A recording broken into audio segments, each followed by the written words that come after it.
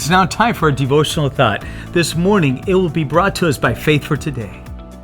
Once there was an emperor in the Far East who was growing old and knew it was coming time to choose his successor. Instead of choosing one of his assistants or one of his own children, he decided to do something different. He called all the young people in the kingdom together one day and he said, "It has come time for me to step down and to choose the next emperor. I have decided to choose one of you." The kids were all shocked, but the emperor continued, "I'm going to give each one of you a seed today. One seed. It is a very special seed. I want you to go home, plant the seed, water it, and come back here 1 year from today with what you have grown from this one seed. I will then judge the plants that you bring me, and the one I choose will be the next emperor of the kingdom."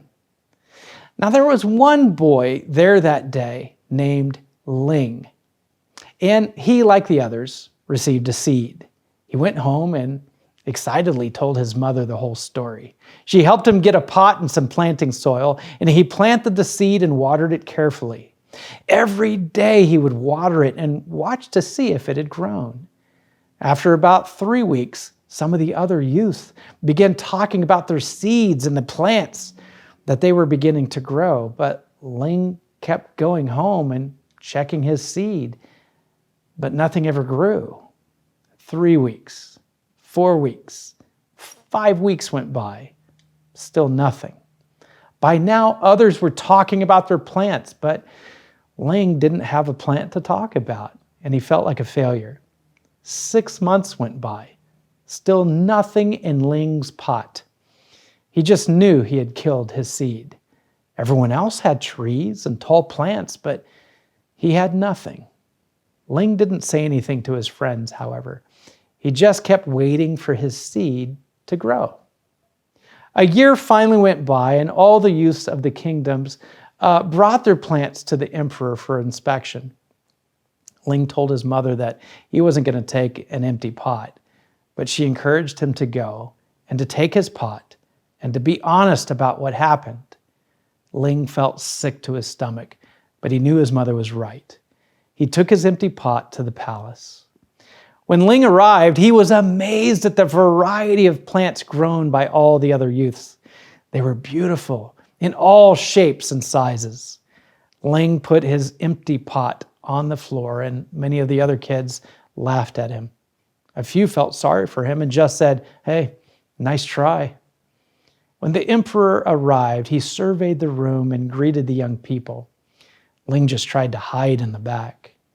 "My, what great plants and trees and flowers you have grown," said the emperor. "Today, one of you will be appointed the next emperor." All of a sudden, the emperor spotted Ling at the back of the room with his empty pot. He ordered his guards to bring him to the front. Ling was terrified. "The emperor knows I'm a failure. Maybe he will even have me killed." When Ling got to the front, the emperor asked his name. "My name is Ling," he replied. All the kids were laughing and making fun of him. The emperor asked everyone to quiet down. He looked at Ling and then announced to the crowd, "Behold, your new emperor. His name is Ling." Ling couldn't believe it. Ling couldn't even grow his seed. How could he be the new emperor? Then the emperor said, 1 year ago today, I gave everyone here a seed. I told you to take the seed, plant it, water it, and bring it back to me today. But I gave you all boiled seeds, which would not grow. All of you, except Ling, have brought me trees and plants and flowers. When you found that the seed would not grow, you substituted another seed for the one I gave you. Ling was the only one with the courage and honesty to bring me a pot with my seed in it. Therefore, he is the one who will be the new emperor.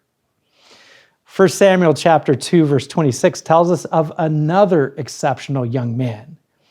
It says, "And the boy Samuel continued to grow in stature and in favor with the Lord, and with the people. If this text sounds familiar, well, it probably should. The gospel writer of Luke quoted this text when he described Jesus' childhood. In Luke 2:52, he writes, "And Jesus grew in wisdom and stature and in favor with God and man." There are reasons why Luke would quote this text when referring to Jesus. It was not an accident and definitely not plagiarism.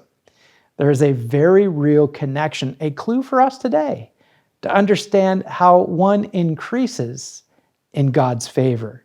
So if you want to increase in God's favor, think of these things. First of all, Samuel and Jesus were miracle babies. Secondly, Samuel was the first major Jewish prophet, and Jesus was the ultimate prophet. Third, both temples were in a time of crisis with the battle going on between the liberal and conservative factions of the church. Fourth, at age 12, Samuel audibly heard God speak in the temple. At age 12, Jesus, the Son of God, spoke audibly in the temple. And lastly, when Samuel heard the Lord speak, he was not in his own bedroom like the children's story felt boards make it look like. No, Samuel had laid out his bedroll in the holiest of holy places, in the very place where the Ark of the Covenant stood. That's right. If you don't believe me, just look it up in 1 Samuel chapter 3.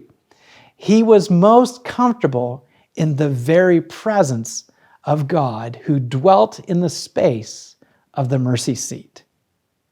Now, Jesus was the presence of God, Emmanuel, God with us, who shed blood on the mercy seat, brought us back from the enemy. So, what do these things that these two did alike to gain favor with God the Father mean for you? Well, they relentlessly placed themselves in the presence of God. Early in the morning, late at night, they purposefully spent time in God's presence. Here's the secret. You might want to write this down. God doesn't need you to be perfect. He needs you to be present. By growing before the Lord, it means developing a relationship with God. Spend time not only knowing about God, but knowing God.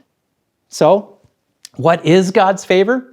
Well, biblically, favor can be defined as the friendly disposition from which kindly acts proceed to assist, to provide with special advantages, to receive preferential treatment. That is God's heart toward you. He wants to bless, help, and promote us. He wants to treat us special. God's desire that we create quality time to be with Him is of utmost importance. And very few people in the church really know God because they don't spend that quality time. There's a lot about Him that He wants to show us. He wants us to be able to know His voice, His ways, and His acts. There is favor that comes from relationships, and those relationships are people in your life that grow to bring you the greatest amount of hope.